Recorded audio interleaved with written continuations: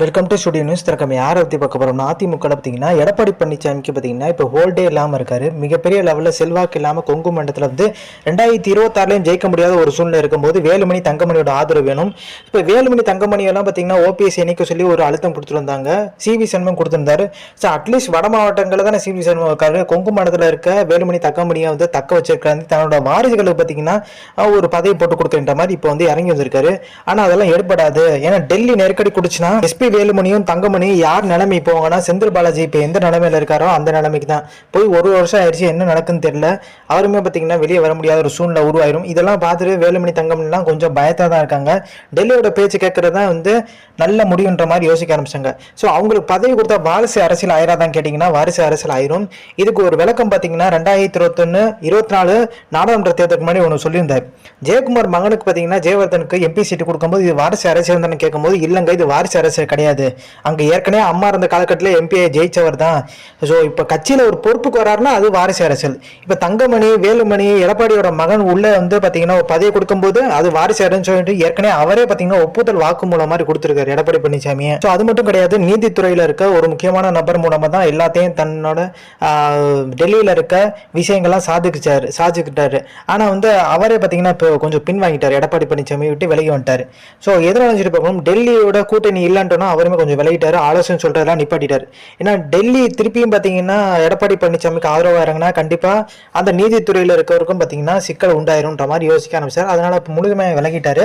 இப்போ இந்த பொதுச்செயலர் வழக்கு பார்த்தீங்கன்னா பொதுச்செயலர் தேர்ந்தெடுத்த விதம் சரியில்லைன்றதான் வந்து வழக்கே. பொதுச்செயலர் சாதாரண தொண்டர்களால் தேர்ந்தெடுக்கப்பட வேண்டியதான் அந்த மூல வழக்கே. அப்போ இருக்க ஒரு சூழ்நிலை எடப்பாடி பழனிசாமி பொதுச்செயலர்னு சொல்லிட்டு பார்த்தீங்கன்னா மனு தாக்கல் பண்ணது மிகப்பெரிய லெவலில் வந்து ஜட்ஜை எதிர்ப்பு கொடுத்தாரு, கண்டனம் தெரிவிச்சிருந்தாரு. அது பார்த்தீங்கன்னா திருத்தத்தோட வந்து கொண்டு வாங்க 7ஆம் தேதி திருப்பி விசாரணைக்கு வரப்போகுது. அப்போ இப்போ இந்த திருத்தத்தோட கொண்டு வாங்கன்னு சொன்னா இணை ஒருங்கிணைப்பாளர் தான் இன்னும் வரைக்கும் இருக்காருன்ற கேள்வி எல்லாருக்குமே வருது. இது தற்காலிக பிரச்சனையா இல்லை இது நிரந்தர பிரச்சனைன்றது பார்த்தீங்கன்னா இன்னும் கொஞ்சம் நாள் தெரிய வந்துடும். இப்போ எடப்பாடி பழனிசாமிக்கு பிரச்சனை கொடுக்க போதே பார்த்தீங்கன்னா சிவி சண்முகம், ஸோ சுற்றி இருக்க வேலுமணி தங்கமணி செங்கோட்டையன் தான் பார்த்தீங்கன்னா மிகப்பெரிய அதிருப்தியில் இருக்கதா சொல்றாங்க. செங்கோட்டையன் பார்த்தீங்கன்னா தொகுதியில் எதுக்கு தோல்வின்ற மாதிரி பார்த்தீங்கன்னா நிர்வாகிகள் செங்கோட்டையன் மேலே அடுக்கடுக்கான புகார்கள் சொல்லிட்டு வந்தாங்க. மித்த மாவட்டங்களில் பார்த்தீங்கன்னா நிர்வாகிகள் வந்து மாவட்ட செயலர் புகார் சொல்லும் போது வந்து எடப்பாடி உட்காருங்கப்பா அவங்க எல்லாம் காரணமா இருக்க மாட்டாங்கன்ற மாதிரி உட்கார வச்சிருக்காரு. செங்கோட்டையன் மேல புகார் சொல்லும் போது அப்படியே கேட்டுட்டே இருக்காரு. சண்டை பார்த்தீங்கன்னா பெருசாயிருச்சு. செங்கோட்டையனுமே பேச ஆரம்பிச்சாரு. ஆனால் எடப்பாடி பழனிசாமி தடுக்கவே இல்லை. செங்கோட்டையன் மேல அவ்வளவு கடுப்பு போல எல்லாரும் முன்னாடி அசிங்கப்படுத்துற மாதிரி பேசினா செங்கோட்டையும் வந்து பதிலடி கொடுத்துட்டு வெளியே போயிட்டாரு. ஸோ செங்கோட்டையன் எதுக்கு இந்த அளவுக்கு எதிர்ப்பு பார்த்தீங்கன்னா செங்கோட்டையன் கேட்காமலே வேட்பாளர் நிப்பாட்டினது. வேட்பாளர் பார்த்தீங்கன்னா எடப்பாடி பழனிசாமியோட நெருங்கிய ஓட்டத்தில் இருக்க ஒரு உறவினர் முறை சார்ந்தவர். ஸோ அவருக்கு செங்கோட்டையன் செலவு பண்ற மாதிரி இல்லை. ஸோ தன்னோட மாவட்டத்தில் உழைச்சவங்களுக்கு அதிமுக இது வரைக்கும் செல்வாக்கான இருக்க நபர்களுக்கு ஒருவர் நின்று தான் அதை செலவு பண்ணிப்பேன்ற மாதிரி வந்து எல்லா கட்சி நிர்வாகிட்டையும் பார்த்தீங்கன்னா பேசினதா சொல்றாங்க. செங்கோட்டையனை காலி பண்ணணும். இப்போ நம்ம தெரியும் ஓபிஎஸ் உட்பட நிறைய சீனியர்களை பார்த்தீங்கன்னா எடப்பாடி பழனிசாமி காலி பண்ணிட்டே வந்தாரு. கிட்டத்தட்ட தோப்பூர் வெங்கடாச்சலத்தில் காலி பண்ணதே எடப்பாடி பழனிசாமி தான். அப்படி இருக்கும்போது செங்கோட்டையன் இவங்கெல்லாம் காலி பண்ண அந்த இடத்துக்கு பார்த்தீங்கன்னா புதிய நபர்கள் வரும்போது எடப்பாடி பழனிசாமியை பொதுச்செயலாளர் ஏற்றுக்கிற மனநிலையாக இருப்பாங்க. ஸோ அதுதான் பார்த்தீங்கன்னா எடப்பாடி பழனிசாமியோட மெகா திட்டமாக இருக்கு. பட் இது வந்து சாத்தியமாகும் கேட்டிங்கன்னா சாத்தியமாகிறதுக்கு அதிகப்படியான வாய்ப்பு இருக்கதா இப்போ தகவல் வெளியே இருக்கு.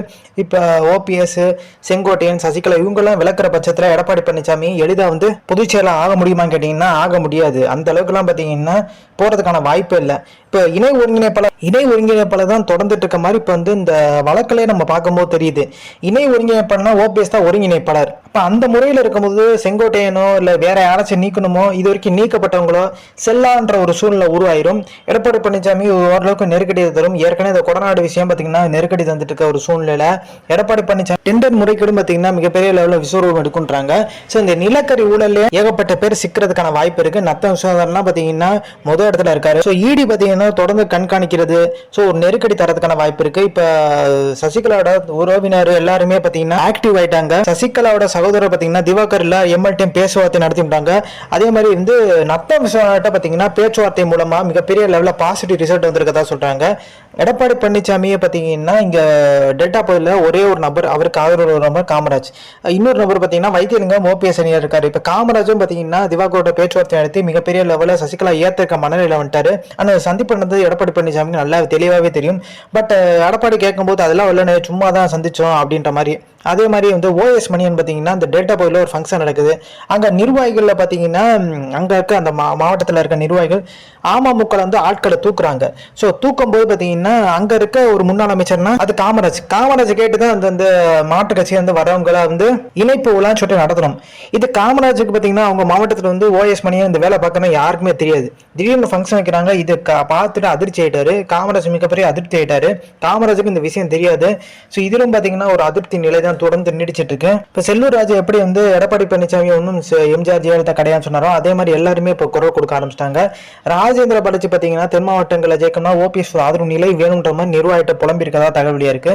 தொடர்ந்து பார்த்தீங்கன்னா இங்கிட்டு தென் மாவட்டங்களில் வட்ட செயலர் வந்து ஒன்றிய செயலர் வரைக்கும் நிறைய பேர் ஓபிஎஸ்க்கு ஆதரவு மனநிலையில் தான் இருக்காங்க. அவங்களாம் மாற்றித்தாங்கன்னு சொல்லிட்டு உதயகுமாரே பார்த்தீங்கன்னா வாய் விட்டுட்டாரு ஆலோசனை கூட்டத்தில். அப்போ அவருக்கு 4 பேர் தான் சப்போர்ட்டுங்க, அப்போ 4 பேர் சப்போர்ட் கிளியர் நிறைய பேர் இருக்காங்களான்ற மாதிரி அடுத்த கேள்வி தொண்டர்கள் கேட்க ஆரம்பிச்சிட்டாங்க. இப்போ தென் மாவட்டங்களில் ஜெயிக்கணும்னா ஓபிஎஸோட தயவு இருந்தால் ஜெயிக்க முடியுன்ற ஒரு சூழ்நிலை தான்.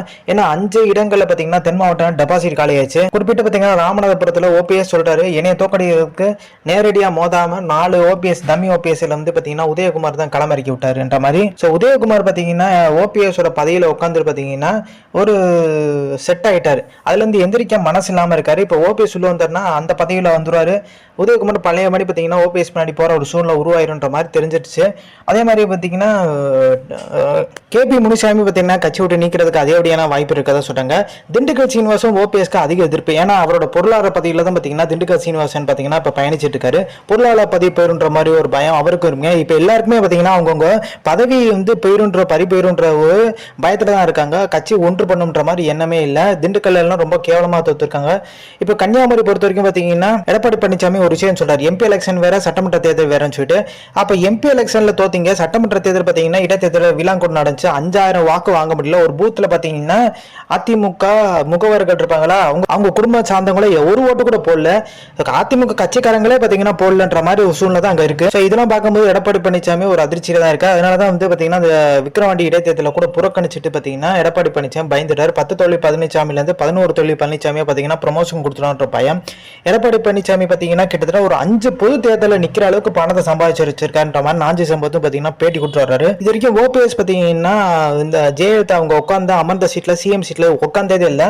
சும்மா சிஎம் பதவி ஏற்றுக்குவாரு, ஆனா சீட்ல உட்காந்தது இல்லை. ஆனா எடப்பாடி பழனிசாமி அதெல்லாம் பார்க்காம டக்குன்னு போய் சீட்ல உட்காந்துட்டாரு. நிரந்தர போச்சு அம்மா தான் சொன்னாரு. பாத்தீங்கன்னா அம்மாவே அந்த கட்சியில இருந்து தூக்கி விட்டு அவர் போச்சுரா பதில உட்காந்துன்ற மாதிரி அடுத்து தொடர்ந்து பாத்தீங்கன்னா எடப்பாடி பழனிசாமி அட்டாக் பண்ணியே பாத்தீங்கன்னா நாஞ்சல் சம்பத்தும் வந்து பேச்சுக்களை போயிட்டு இருக்கு. அடுத்து ஜேசிடி பிரபாகரன் ஓபிஎஸ் விட்டு பிரியல, அவர் தனியா ட்ரை பண்றேன்னு சொன்னாரு. அதனாலதான் பாத்தீங்கன்னா எங்கிட்ட கேட்டுதான் போன மாதிரி ஓபிஎஸ் சொல்லியிருக்காரு. ஜேசிடி பிரபாகரன் தனியா அணியா செயல்பட்டு இருக்காரு. அவர் வந்து பாத்தீங்கன்னா கட்சியை ஒன்றிணைக்கணும்ன்ற மாதிரி ஒரு எண்ணத்துல தான் வந்து தனியா போயிருக்கதா வந்து ஓபிஎஸ் அணியா சொல்றாங்க. ஸோ இந்த இன்ஃபர்மேஷன் முடிச்சா லைக் ஷேர் தேங்க்ஸ் ஃபார் வாட்சிங் திஸ் வீடியோ.